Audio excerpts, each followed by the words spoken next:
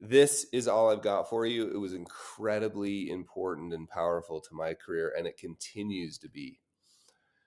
The way to get clients to understand your value is to ask them what they value. It's a crazy idea.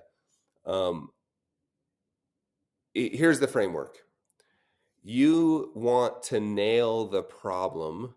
That I think what you're looking for, my favorite way into this is to think about it in terms of relevance. You want to become relevant in somebody's life, and you want them to know that. Well, the best way to do that is to remember they don't care about your solutions. They care about their problems.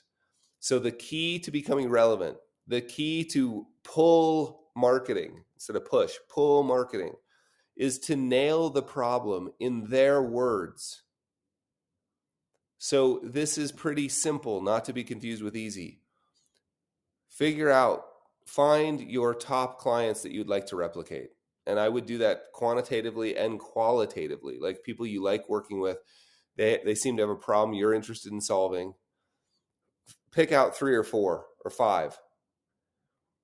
If you can identify a niche, oh, it's interesting. I've got 3 senior partners at law firms in Germany.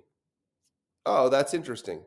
What is it about them? Well, they all have this unique challenge that comes along with law, Go interview those 3 people. You just call them and say, "Hi, it's Christoph. I'm researching the unique wealth management challenges that senior partners at major law firms face in Germany. Because you're one of them, I know you'd have unique insight into those challenges.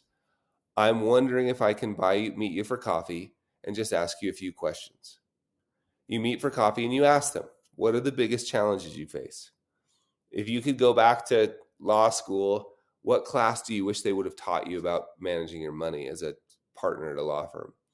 What mistakes do you see other partners make? If you could design a relationship with a financial advisor, if you could wave your magic wand and design a relationship with a financial advisor, what would it look like? You ask them questions like that. You record the question. As soon as they leave, you get on your phone, hit voice memo, dictate what you remember. Do it again. Do that 10 times. You will notice patterns. Take those patterns and write a white paper. Release little things on LinkedIn. I just had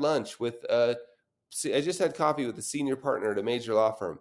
They were telling me about this interesting challenge, and it led us to talk about diversification. It led us to talk about this. It was a great lunch. Thought that might be useful to those of you. I thought that might be useful to anybody else out there that's a senior partner at a major law firm. You just take every one of those conversations, you find little snippets, you post those on LinkedIn.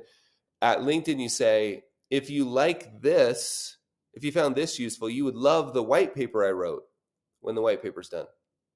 Point them to a landing page. The white paper nails the problem in one sentence, says for more, download my white paper. You don't ask for anything in return. At the end of the white paper, it says about the author, about the firm. Simple, not easy, but simple. That's what I learned. We're still doing that today. In fact, let me let you in on a little secret, Christoph. The email that you answered is exactly what I'm talking about. Right? The reason we did this is because we care deeply about you. We want to solve your problems. We want to be relevant in your life, and we want to know what the problems are in your words. You use some very specific words.